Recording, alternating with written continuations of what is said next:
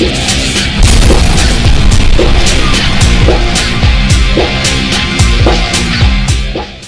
guys, welcome to the video. Welcome to this, which is Microsoft Flight Simulator 2020, or in particular it's the technical beta version that was released a couple of days ago. I've only managed to really start to get some time with it today, and it finishes at midnight, so yes, never mind. But the aim of this from a Sobo's point of view really is to have a look at the technical aspects in terms of if they've got a lot of users logged on using it, etc. It's not really there as a product. Well, it's not there as a product at all. You have to be part of the Microsoft Insider program and apply for each instance such as this. But likewise, it's also a very small snapshot of the game. So, and I'll get shot down for saying it's a game as opposed to a simulator. Who really cares?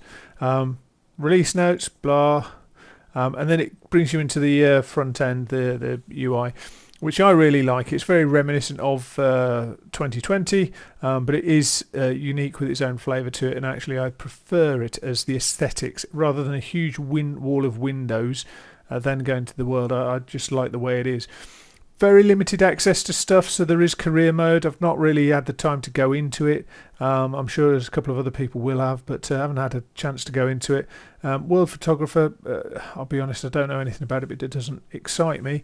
Activities, challenges, etc. we had in 2020, so I'm not going to go in and play those at the moment. Marketplace we obviously haven't got, so I'm going to go into free flight and ping, here we go, into free flight. Limited number of aircraft to play with at the moment, so this is such a small representation. I don't think, you know, some versions of the sim are getting over 100 aircraft. We've got 3 in this technical beta, so hence why I say it's not really representative. And from the outset, Microsoft would say, or Sobo would say, no, this is just a snapshot of something. It's not representative of the final product. And I've had a few hiccups. I will admit I've had a couple of hiccups. I've had it where it dumps out all my control settings, etc. So I'm just loading in. We'll see if it does it again. If it does, then I'm going to throw my hat in the pram and just go. Not interested at that stage. But what we'll do is we'll choose our ubiquitous Cessna 172. So same sort of user interface as we had with setting up a flight in 2020. So what I'm going to do is I'm going to set us up with a flight. We'll have a look at a couple of bits with it. Nothing too major. There's no point doing a massive in-depth review because it's not the final product.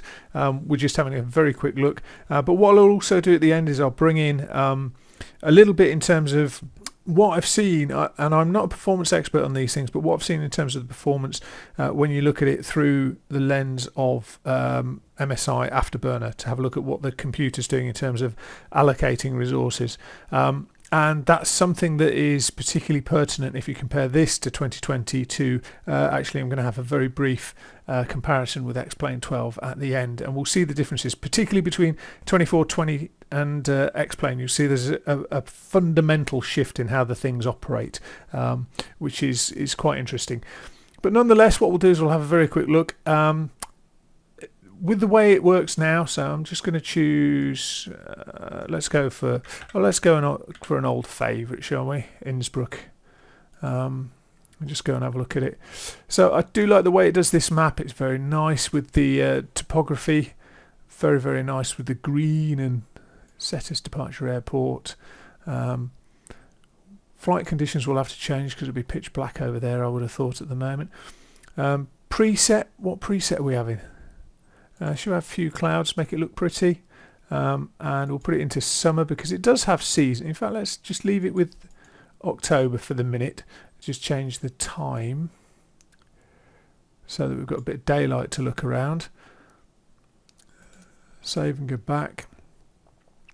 So there we go. Let's load into that. You've got the EFB tablet down there as well.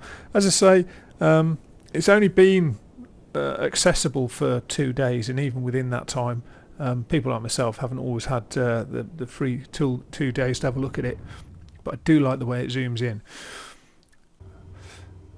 Right, and from the outset, what I'm going to say is that it looks remarkably similar to Microsoft Flight Simulator 2020, which isn't unusual because it's basically a development on from that. It's not quite the seismic shift as we saw between, say, P3D and FS 2020. It's got very much the same DNA and lineage, so there's a lot of good stuff to it. I'm sure there's an awful lot more behind the scenes, but as I say, because this is a technical beta, I'm not convinced that they're absolutely too worried about the odd bit here and there that we might go, oh, I'm not sure about that. But the first thing that does strike me is if you have a look up here, we've got seasons. Yay, seasons! So that's autumn. Can I change it to a different month? Make it all look prettier. Oh, it does this thing, doesn't it? Yeah, there we go. Let's have flying on a nice summer's day, and you can see now it's gone all from the browns to the greens. Really, really nice. Again, the texturing on the tarmac, very nice. There's a lot of stuff that stands out as going, oh yeah, that's nice.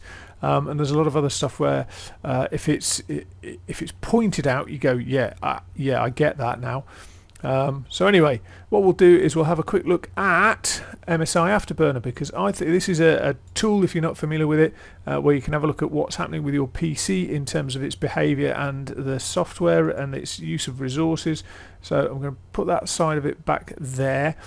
And basically, as you can see, what we've got is a list of various things that we can call up in terms of assessing the performance of the system and the resources that are being used. And for example here, GPU memory usage is 100%. It's absolutely using 100% of the GPU memory available to it. CPUs, I've got all the cores listed, but the core one is right at the top somewhere. Now the frame rate, ignore the frame rate to a greater or lesser extent, but this is running in 4K and it's got the VSync on, so it should be locked to 60. It's struggling a little bit, it's a little bit down on it, but I have it on Ultra. And in terms of my PC, it's an i7 13700K. It's not overclocked, but I do have a 4080 graphics card. So one of the interesting things here to see is whether the CPU is a limiting factor or the GPU. And the first indication for me, and it's not exclusively correct, but the first indication for me would be whether the CPU or the GPU are being maxed out. But at this state, the GPU, the frame rate is 55 odd, and where's the GPU? Where's it gone?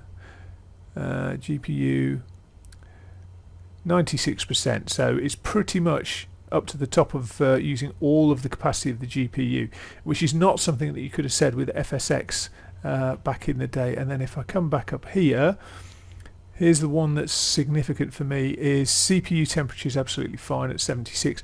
But if you look at the CPU usage, in the days of P3D and FSX, it only really used one core. I mean, obviously in those days there were only like 4 or 6 cores, but it would only utilize one core.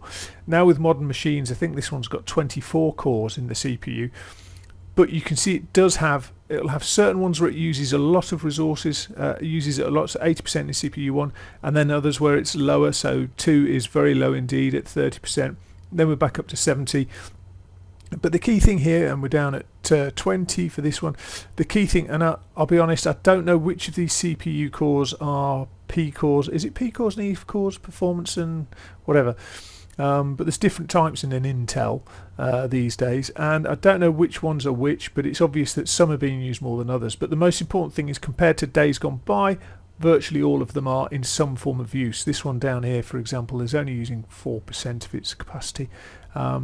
So yeah, there's that, and as I say, there's the GPU usage are interesting. And the GPU, it's really nice to see it maxed out at 99.97 at the minute, but we'll keep an eye on that when we go and get airborne. But that, I think, is a good indicator of what's going on. So let's get ourselves airborne and have a little play. Now, as I say, I'm not going to read too much into it in terms of the flight handling characteristics, because we don't know if this is a final version in terms of the model for the 172. And having said that, the 172 is not the most complex of aircraft in order to simulate, but it does feel nice. Let's get a bit of airspeed and let's just start to rotate, get ourselves off the ground, bring the flaps up, and see if we can trim. Now I found in Microsoft Flight Simulator 2020 and in this, trimming is a bit lumpy, if you see what I mean. It's a bit agricultural, but it seems to fly nicely. And the thing for me is that this sort of thing is more important to be smooth than a high frame rate. There's nothing worse than having you know, a frame rate of 60 frames a second and finding it chugs along like somebody throwing stones into a washing machine. What you want is smooth, and for me this is lovely and smooth, and the detail and the graphics stunning. Reflections on the inside of the glass, sometimes I get rid of those because they're more of a distraction. You know, yeah, they look pretty, but we're not always about pretty, are we? Sometimes we just want to fly a route, and if you're flying an airliner, it's not really something that has an effect. Scratch marks on the screen, on the plexiglass screen, very nice. But handling wise, I mean, it's a Cessna 172. What are you going to define, or what are you going to gather out of a Cessna 172 in terms of the handling and the modelling characteristics of a sim? I would argue not a massive amount at the moment. You could test it to within an inch of its life, and it might not be actually what's in the release version. So, as I say, it's a bit of a do we don't we. So, the key thing for me is that this is more of a technical information gathering exercise for a Sobo than it is for us to go, ooh, look at the pretty clouds. It is nice though. Look at that. It's got the same strange, the aircraft's going to fall apart sound as 2020.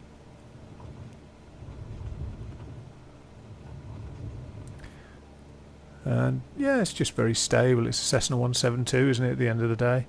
Now in terms of the clouds, they look nice, the ground looks nice. You can get a very similar effect in Microsoft Flight Simulator 2020. So at the moment I'm looking at it thinking, yeah, it's nice, it's nicer, but actually for 100 odd quid plus whichever variant you get, you're going to want to see some real benefits, some tangible benefits, and so we'll see what they are when it finally comes out. But certainly at the moment I would say it's a very nice thing to totter around in. And so yeah, that's what it looks like there. What I'll probably do is load in somewhere else, and then we'll have a quick look at what's happening with its resources. I do not want to climb. What are you doing? As I say, the trim's a bit bouncy. And how are we doing in terms of the resources and the use of resources? What are you doing? What are you doing? Have we got a bit of chop in the light chop in the weather here? What is going on? Yeah, we've got a bit of turbulence, and it's a little bit over the top, I fear. Literally it's going, oh, have 40 degrees roll, why don't you? But if we have a quick look at this before it tries to kill us, yeah, GPU usage 86 now, 81, so it's not maxing out the GPU as we're running around. Is that because of, let me just pull this over here, get it out of the screen and see what, and let's just bring it back and see what happens. Yeah, it's not maxing out the GPU in terms of its usage of it. It was earlier, but it's not now. But it's certainly using all of the memory it's got available. And in terms of the CPU as well, it's running quite warm at 85, but that's down to the CPU itself, and 76, 77, 78%. So yeah, that's a good indicator as to where we're at with the sim. It seems to be using the GPU more than any previous sims did. I think 2020 is similar, but certainly prior to 2020 and 2024 we were very much bound by the CPU. Unfortunately that's not the case these days, it would appear. So I'm going to bin out of this, we'll pop back and have a look at somewhere else, and then we'll have a double check against 2020 and X-Plane 12 just to see what's happening on the other side of the fence. So I'll see you in a moment. Oh, I love that. Love it when it does that. The pause screen is just popping out and viewing where you are at. So I'm going to find somewhere else to have a quick look, and we'll have a look around there. And then, as I say, we'll have a look at 2020 and X-Plane 10. So just quickly, I've had to load in again to Heathrow, which is where we're at. But just quickly looking at the GPU usage again, you can see it's up and down. It's not consistent. So there's periods where it is using the maximum, and there's periods where it's not, which is fine. I just wonder when I do Microsoft Flight Simulator 2020 why that might be associated with the occasional stutters I get. I don't know. But yeah, so it's generally consistent in terms of being using most of the cores of the CPU. Obviously, Core 1 gets an absolute smashing most of the time, but you can see it's a mix between 40s, 80s, 60s, 70s. So it's not entirely bound to the CPU. It's not the CPU that's necessarily the limiting factor here, because obviously the CPU also has other elements running in the background. But let's have a look at this and see what we think in terms of London and what it does to the frame rate. So let's get ourselves airborne. We want to get rid of the brakes and have a flight over London Heathrow, see what we think of that. Ah yes, reloaded into the sim and it hasn't binned all my controls, so that's a win. A little bit of a chirp from the tyres.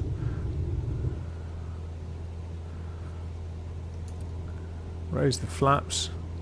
The iconic tower on the left from Heathrow. The control tower.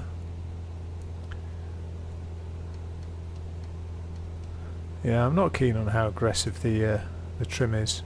Of course, in the real aircraft, you're generally using an analog wheel, which allows you to do an amazingly accurate job of trimming the aircraft out. But yeah. Now, it's not as dense as I thought it would, and I'm getting the odd stutter now. It's not as dense as I thought it would be. Having said that, that's pretty dense, but you can probably see I'm getting the odd stutter now, which is a bit of a shame. Having said that, we're on Ultra. But, flip side, we haven't got any add-on scenery in terms of airports, etc. This is just the default scenery. So, as far as the default scenery goes, it's good.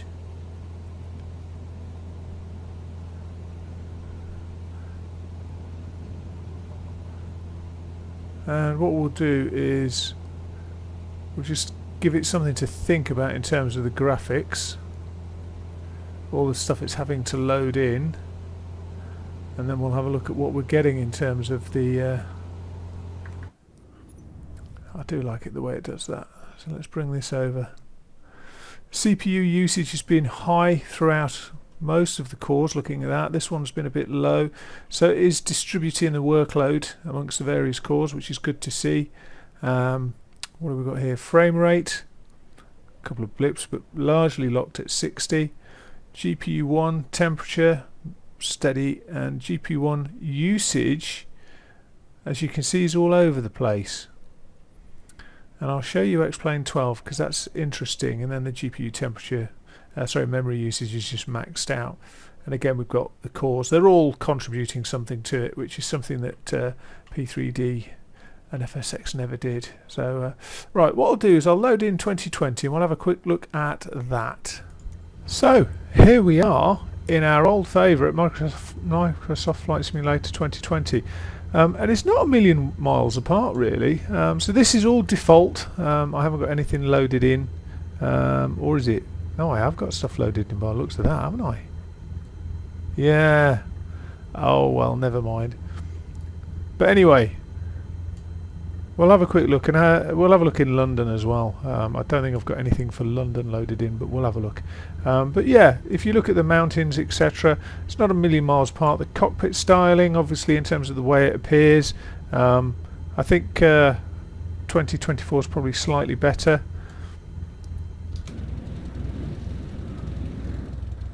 And then, yeah, aesthetics, if we come nice and close in. Yeah, the engine is certainly better, but we can have a look at that when we get the full product out. as a general rule, they're pretty similar to me. It's just a shame I had to add in scenery. I'd disabled the community folder, so I didn't think there was add-in scenery, but I must have got the Innsbruck through the store, and therefore it's not disabled. Bummer. Right. Let's just jump in. So what we're going to do is we're going to take it for a flight, and I'll give you an initial impression as to what we think in terms of comparison for the appearance, etc. But you'll notice the tarmac's not quite as detailed. It's still there, but I actually think it looks slightly better, if I'm honest. I think it looks slightly... having said that, this isn't a Sobo, is it, this one? We'll have a look at Heathrow.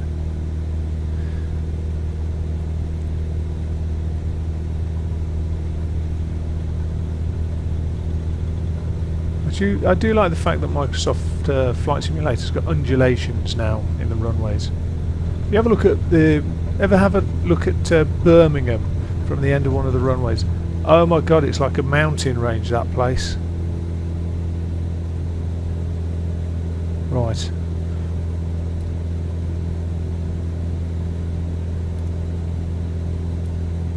Ooh. Trim, trim, trim, trim. Timmy, trim, trim. You're not playing the game. Okay, so let's just head ourselves a little away from where we are at the minute.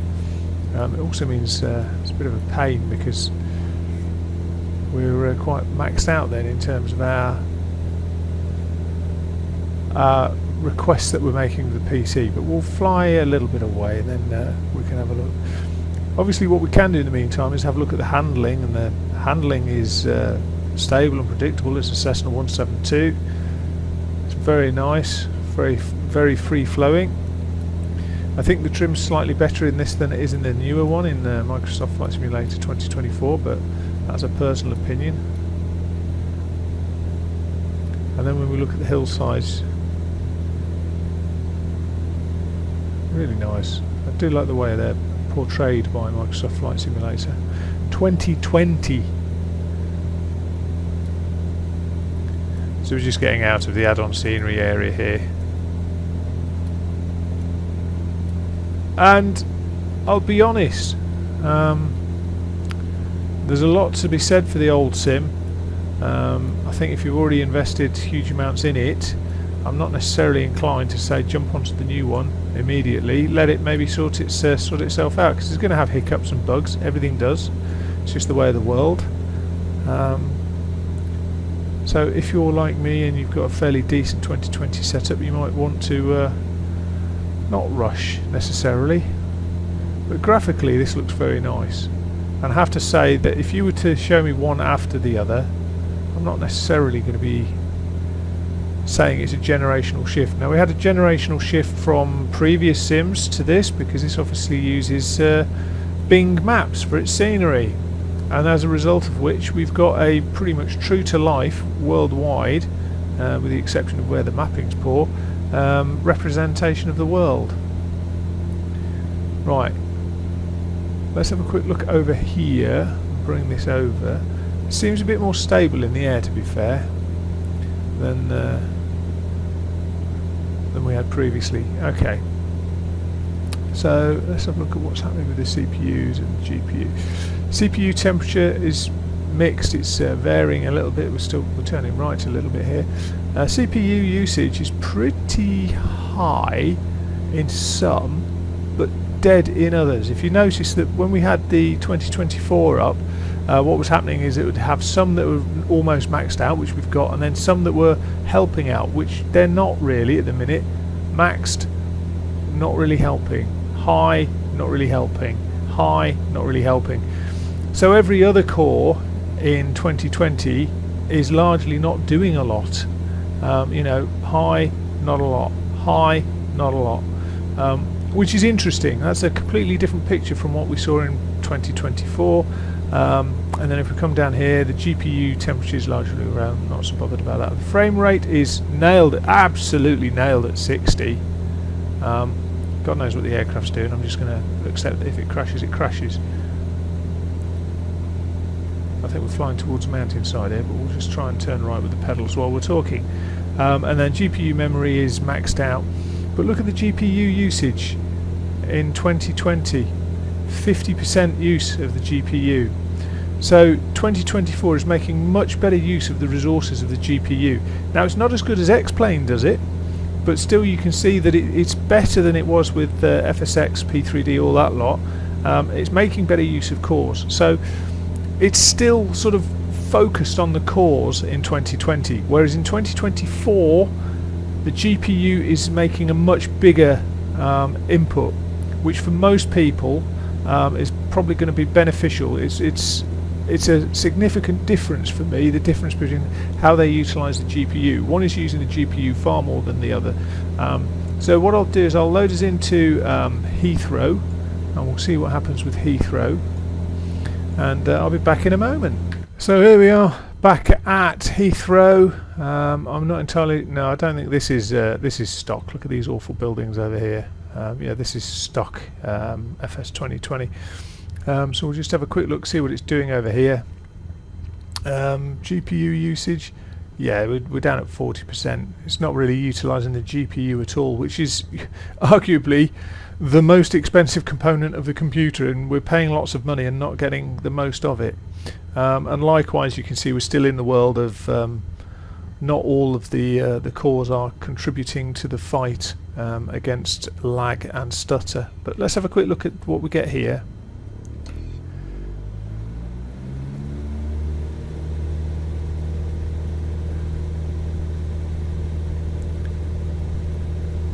Get off the ground, and then we'll have a quick 30 seconds to 5 minutes in X-Plane to see how we get on with that. Centerline would be lovely. Has anyone seen it? Yeah, there we go. There we go. Come on, get off the ground. Damn you. Quick flaps up. I do find X-Plane's trimming is much more intuitive than Microsoft Flight Simulator. No, I don't want to go that high in my pitch. I was trying to... Right. Yeah, that's a default Heathrow, isn't it? Isn't it just? Quite a lot of traffic down there, actually.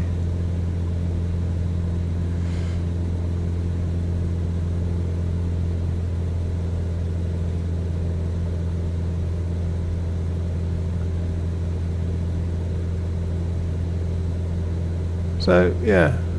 Is it? I'm not sure that is a default one, you know. It might be one of the enhanced ones that they did when they did when they started releasing enhanced airports for Asobo. Okay, so let's have a look at what's going on with this. And I think we're going to know the story already.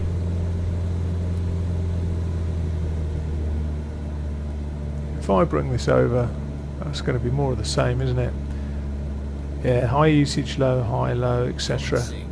Don't sync, don't care, don't care. And then if we go down to these bits down here, GPU usage, yeah. GPU temperature, frame rate. Frame rate, ooh, 46. That's interesting. That's dropped because of the scenery. Right. So, before we finish, let's just have a quick look at what we get in X-Plane 12, which arguably is the only competition this sim has. So let's bin out of this and have a look at X-Plane, and then we'll pull together our thoughts. Okay, so here we are in X-Plane 12, very briefly. It's a bit darker and dingier because we've got slightly darker clouds and it's raining down here at the minute. However, understood, not interested. What we're interested is in the scenery. Now, actually I've got some add-on scenery for X-Plane 12, which kind of changes it slightly.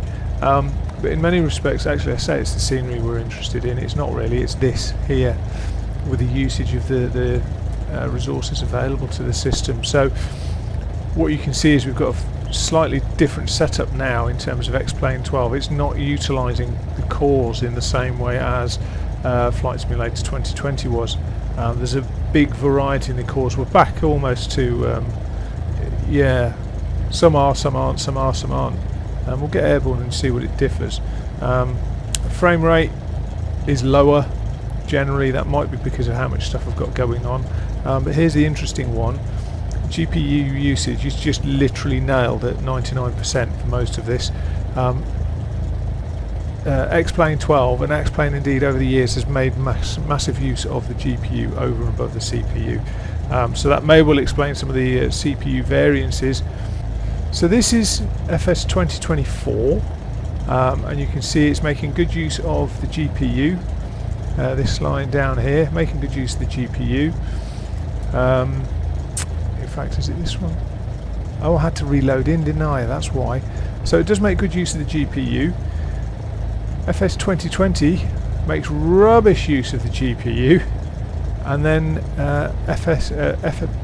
X-Plane 12 makes really good use of the GPU. So GPU is absolutely maxed out on the on X-Plane 12.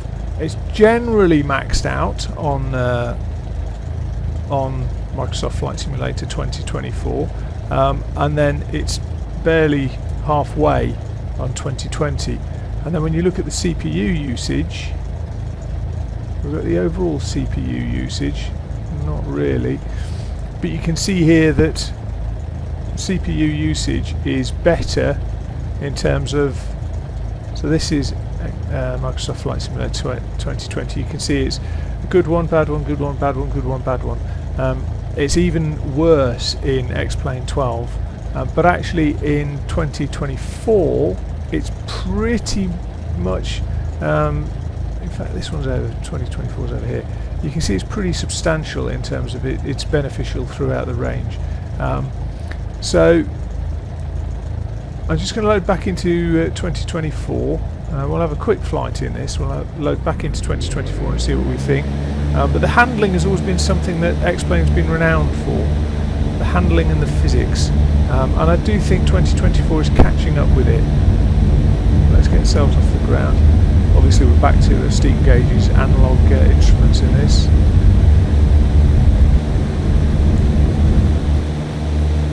I remember in the days, I think it was X-Plane 10, used to have horrible scorching noises when you took off and landed. It was awful. Absolutely horrendous. Well, you can see top left I've got a frame rate counter as part of X-Plane 12 has it anyway, as part of it, and it's 50, 52, so very nice, but it is add-on scenery and it costs you a lot of money. So that's one of the biggest things for me for Microsoft Flight Simulator, is the fact that the scenery is part of the package, and then you get weird X-Plane housing and terrain. And there was one point where I would have said X-Plane over and above Microsoft FSX P3D, but not now. Not when you have Microsoft Flight Simulator. Look at how flat this is over here. Very, very, yeah, it's not good at all. Right, let's bin out of this. So we're at Princess Juliana Airport at St Martin, which is one of those there's airfields that flight simmers go to. There's Innsbruck, there's St Martin.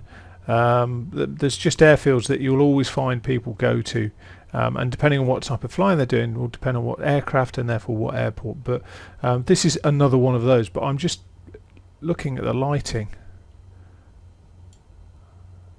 It's lovely. The aircraft's just rocking about a little bit.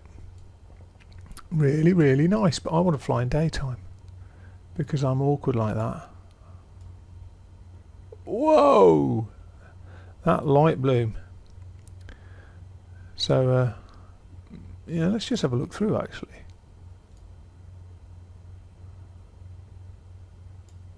Sun setting. Oh, look at that. That's beautiful. That's going to show the scratch marks on the canopy well. Really, really nice.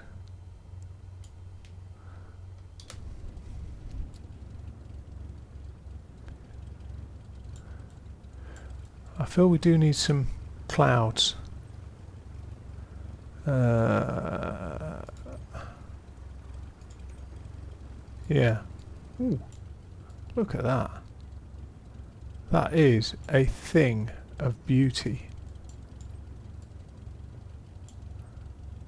Just minimise that a moment. That is a thing of beauty. I'll tell you what, should we take off like that? Right. Again, this is a default airport, obviously, because there's no such thing as an add-on yet. And I'll try and get my rudder pedals sorted, and we'll take off and see what we think. And we'll kind of sum up where we're at, really. If it was just the aesthetics, I'd be going, yeah, I've bought all this stuff, I've got all the airfields that I really want, and I've got all the aircraft that I really want, and do I really need another sim for 100, 120, 150 quid, whichever version you go for? And that's a difficult decision. Aesthetically, yes, it's a lot nicer. There's a lot of stuff going on that's a lot nicer. Can't really dispute that. What we'll do is we'll do a climbing turn round to the left, and then we can have a look at the island as we come round. Should have gone right, really, but look at that. Oh, that's fantastic. And I'm just looking over to my right, and yeah, the frame rate is absolutely pegged to 60. Mind you, it's not really looking at much, is it? Look at that. Nice big cruise liner in there. It's the lighting that's getting me, as it's transitioning through the various shades.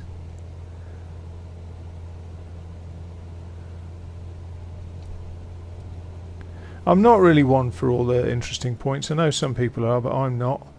I'm more into the mechanics of flight. I don't like how I'd have to tune out. I'd have to find out how it goes about, how you go about tuning out the sensitivity of the.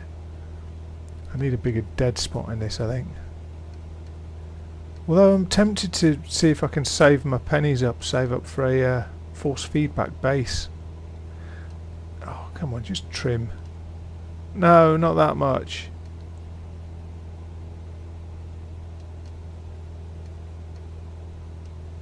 That'll do. In terms of the feel of the aircraft flying around, it feels pretty much the same between all three sims, to be honest, these days. A few years back I would have said, oh yeah, X-Plane's by far and away the better handling sim. I don't know if we'd say that these days. I think the flight modelling has come on leaps and bounds in the Microsoft base. Look at that. That is just epic. And then as we come round, hopefully it will show off the scratches in the canopy. No, it's too bright. So, bearing it down to the basics of what I really wanted to look at in this video, other than just the eye candy, is the fact that there are three sort of sims for simulation sim that I would consider are valid sims now: 2024, 2020 and X-Plane 12. X-Plane 12 for me is it's a has-been, really, when you look at the aesthetics, and the flight modelling is pretty much on a par these days with a lot of things. Systems maybe not so much, but I think the key for me is if you look at X-Plane 12, it's absolutely 100%. It uses all of the GPU, and then the CPUs, it's a very sort of patchy. Some CPUs are more active than others, etc. But fundamentally, it's the GPU that drives X-Plane 12, and you can see that from the diagnostics. Likewise, 2024, lots of activity across a wide range of the cores, but also absolutely driven by the GPU, which is not quite as high as X-Plane 12, but you can see fundamentally, when you're into 80, 85, 90% usage of a 4080, it's doing a lot of calculation using the GPU, which is good to see, because it's also spread a lot of the workload across a lot of the CPUs.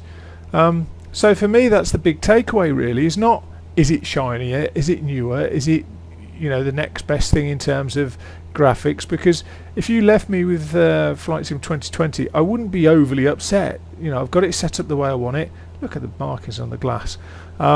Yes, there's an aesthetic improvement, but it's not quite the generational shift that we had between pre Microsoft Flight Simulator 2020 and, you know, now. It's not quite that mind-blowing for me. What is interesting is the performance element and where it's drawing the performance from, and the fact it's making better use of the CPUs than X-Plane 12, and it's making better use of the GPU than Microsoft Flight Simulator 2020. And that for me is my takeaway really. You know, there'll be a lot of people who are doing videos about, oh, doesn't it look good with this, and oh, doesn't it look good with that. This is a technical beta, so there is so much that we have not seen, you know, that it's difficult for me to turn around and say, well, it's better at this, it's better at that. What I can say is the way it utilises resources seems to be much better. It seems to be utilising all of the resources that I have available for it. Now herein lies the rub, in that it can only use resources that are available. So if you're trying to run it on a 1050 Ti graphics card, it's going to be a very different experience from somebody who's on the top-notch 490 Ti, whatever, 4090 Ti, whatever the latest is. Likewise, if you're running it on a you know, 7th gen CPU, you can have a different experience to someone who's running it on a 14th gen CPU. That's just the way of life, and actually you would say that in some ways the biggest constraint in terms of flight simming is not the sim, it's the budget of the person, because they're the ones who've got to put their hands in their pocket and buy what they want. But as I say, one of the things that I would suggest, and it's only a suggestion, is that the fact that Microsoft Flight Simulator 2024 uses the resources, both the GPU and the CPUs, means that for me it's a little bit more open in terms of being able to get a good experience for a broader range of machines. That doesn't mean your individual machine will be better, it won't necessarily perform better you know, on every machine, but I just think that the fact that they've got that sorted for me, or sorted to a degree for me, makes it a much better proposition in the long run than X-Plane 12 or Flight Simulator 2020. And with that thought, guys, I'll leave you. Hope you enjoyed the video. If you did, don't forget to tick like, share and subscribe, and let's see what develops in this next chapter of flight simulation, because it's certainly looking very interesting. And as I do that, let's let the aircraft sort itself out. I'm just going to see what we are actually doing. GPU temperature's fine, GPU usage 84% instead of the 50 we were getting. GPU temperature's fine, and the frame rate is absolutely locked at 60 on Ultra. So I'm pretty happy with that. The thing is though, add-ons tend to be far more complex, and so I can see those numbers being absolutely hammered by some of the add-ons that might well be available out there. And likewise the GPU usage is we've got low usage of GPUs in some cores, but we have got it. Yeah, the vast majority are producing something for the sim. But anyway, I digress. That's my takeaway thoughts on this, guys. If you enjoyed the video, please don't forget to tick like, share, subscribe, and I'll see you in the next one. Take care.